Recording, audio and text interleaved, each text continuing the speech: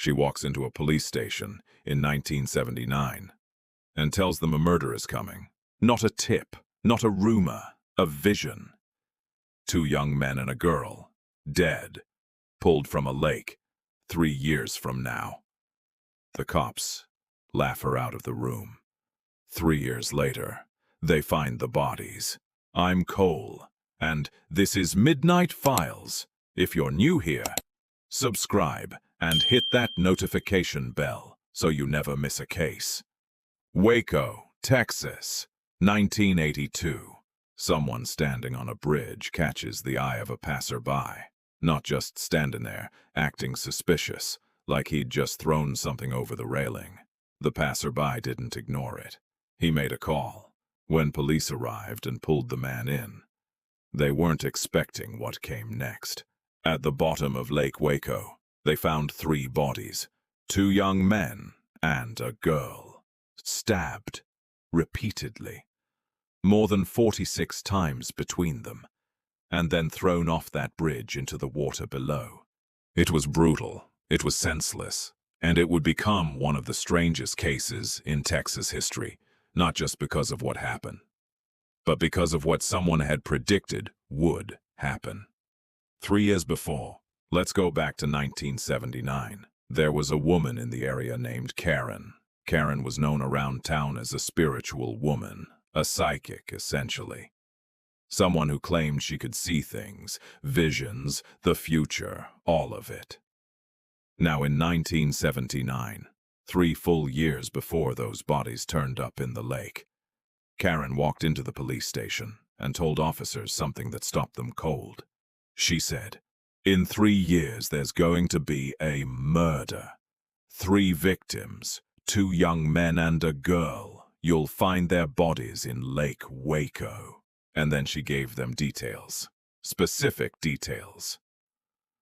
The officers looked at her, and then they looked at each other, and then they showed her the door. "Lady, it's 1979. You're telling us a murder is going to happen in 3 years. What is this? Are you drunk? What's wrong with you? Get out of here." She left. 1982 comes around. The bodies turn up in Lake Waco, exactly as she described.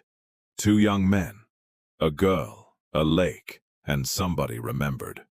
Karen. Detectives brought her in. They needed to understand what she knew and how she knew it.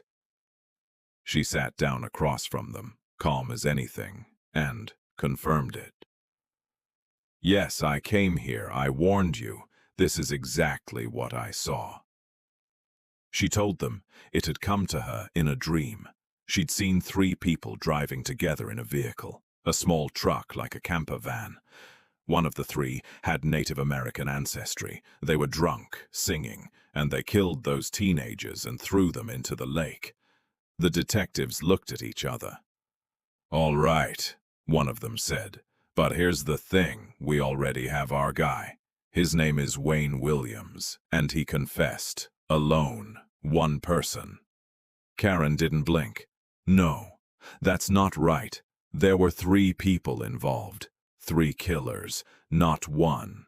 "Ma'am, the man confessed. He said he did it by himself." "He's lying. I'm certain of it. There were 3 people." They were done with her. All right, we appreciate you. You gave us a tip 3 years ago. It panned out fine, but the man already confessed. It's over. We're done. Go home." She didn't go home quietly. She came back. She told them she'd had a second dream. In this one, she saw the 3 teenagers sitting at a table. One of the killers approached them, talked to them, earned their trust, and then led them out to the truck. 2 other men were waiting. Those 2 were the ones who actually stabbed the teenagers and threw them in the lake. That second dream gave her no sleep. She kept thinking about it until she decided she had to go back. She walked into the station again. "Please, listen to me. I dreamed about those 3 teenagers again. I am certain 3 people killed them, and one of them has a girlfriend." She described this girlfriend in detail. Brown hair, long, blonde complexion, freckles. The detective stared at her, because that description matched someone they actually knew. There was a 16-year-old girl who lived near Lake Waco. Everybody in the area knew her. They called her Christy the liar. She was young, she was wild, she had a boyfriend, and she was known, genuinely notorious, for never telling the truth. The most accomplished liar in the neighborhood, people would say. Not mean-spirited, just that was her thing. She lied about everything. The detective leaned forward. "You think you're describing Christy?" "I'm describing exactly what I saw. If I brought you a photo of this girl, the one whose description matches what you gave me, would you recognize her?" "Yes." He brought the photo. Karen looked at it. "That's her." The detective sat back. He was skeptical. He told her straight, "Look, we don't want you getting us tangled up in something." The man already confessed. But Karen was firm. "I am telling you, this girl is connected to one of the people who killed those teenagers. Your suspect isn't telling you everything." And the thing was, the detective knew that already, in the back of his mind. Because Wayne Williams had confessed, sure, but he'd confessed in the most convenient way possible. "Yeah, I did it. I killed them. You want to execute me. Execute me. Nothing else. No details, no names, no why. 46 stab wounds, 3 bodies dumped from a bridge, 1 guy, alone." The detective assigned to this case was a man named Truman Simon, one of the most experienced criminal investigators in the region, brought in specifically because the department suspected from the beginning that Williams couldn't have done this alone. Moving 3 bodies, committing that level of violence. There had to be others. Truman Simon started working closely with Karen, and he also brought in another psychic, a man named Catchy Gans. Now, Catchy Gans had a track record. He'd helped law enforcement crack difficult, mysterious cases before, and they trusted him. Catchy Gans reviewed everything and came out saying Karen was on the right track. "Her information is close to the truth. Follow it." So they followed it. They brought Christy in, now. Interviewing Christy the liar about a murder investigation was about as productive as you'd expect. She gave them nothing, deflected everything. "What does this have to do with me? I don't know anything about any of this." The detective shifted gears. "All right. Are you in a relationship with anyone right now?" "Yeah," she said, "with so-and-so." She named someone. They went and found that person. He looked them dead in the eye. "I don't know Christy. Christy doesn't know me. There's nothing between us." They asked around the neighborhood. "Oh, Christy's got a boyfriend," people told them. "His name is Spencer." When they went looking for Spencer, he was already in jail, locked up on a robbery charge. They'd missed him. They went to the jail. They sat down across from Spencer and asked him when he'd been arrested. His timeline checked out. He'd been inside when the murders happened. Dead end, or so it seemed. They told Spencer anyway. "Your girlfriend Christy gave you up." Spencer went pale. Christy is lying about everything in this world, every single day of her life. And the one time she decides to tell the truth, it's about me. God help her! But then the detectives pushed. "Tell us what you know about the murders. Why did you kill those teenagers?" And something in Spencer broke open. "I'll tell you everything." Truman Simon sat up straight. Spencer started talking. He said it started years earlier, when he was doing time in Texas. Inside, he met a man named Munir Deeb, Lebanese-American. held U.S. citizenship. They became close inside, the way people do when they're locked up together. After they both got out, Munir reached out. "I need a favor," Munir told him. "You've got a record. You know people. I'll pay you good money if you kill my wife." Spencer listened. Munir described his wife, American woman, gave him the details, told him she'd be out with friends at a certain restaurant on a certain night, at a party they were throwing. Spencer said okay. He recruited 2 others, including Wayne Williams, and the 3 of them sat outside that restaurant waiting. A woman came out of the restaurant.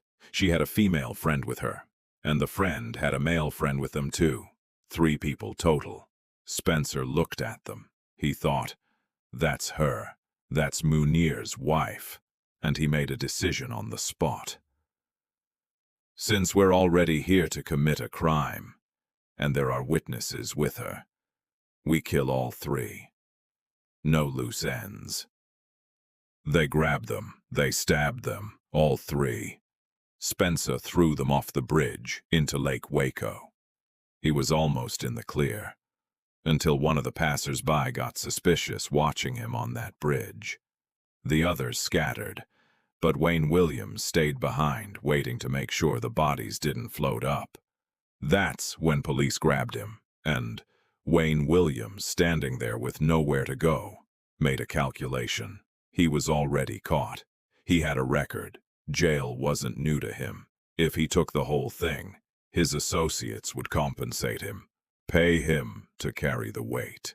So he confessed to everything alone. But when Spencer flipped, it was over. Police went and arrested Munir Deeb.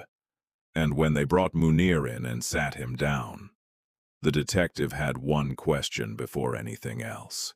"You paid Spencer to kill your wife. He went out and committed the crime. So explain to me, why is your wife still alive?" Munir put his head down. "Because this idiot Spencer went to the wrong people.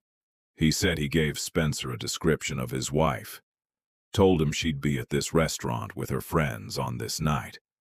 Spencer showed up, saw a girl come out with a female friend and a male friend, and assumed. He assumed it was the right woman.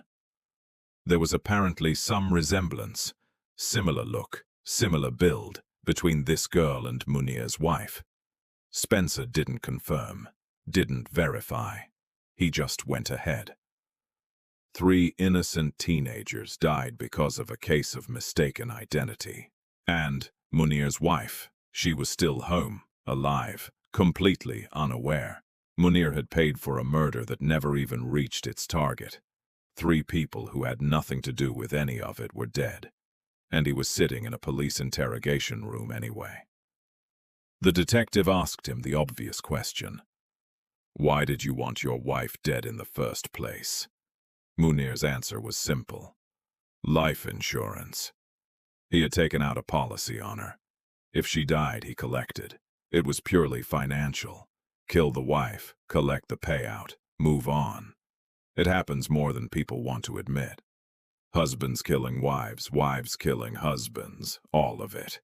Chasing insurance money, chasing a payout. All of them willing to destroy someone's life for it. All 3 men, Spencer, Wayne Williams, and the 3rd accomplice, along with Munir Deeb himself, were tried and convicted. All 4 were sentenced to death. Whether those sentences were actually carried out is a separate matter. Death penalty cases in the United States move slowly. And that is where this story ends. 3 teenagers who went out one night and never came home. A hired killing aimed at the wrong person entirely. A man in jail protecting his partners for a payday that never came. And somewhere at the beginning of all of it, a woman who walked into a police station in 1979 and told them exactly what was coming. And they laughed at her. That's the Lake Waco case, and that's Midnight Files.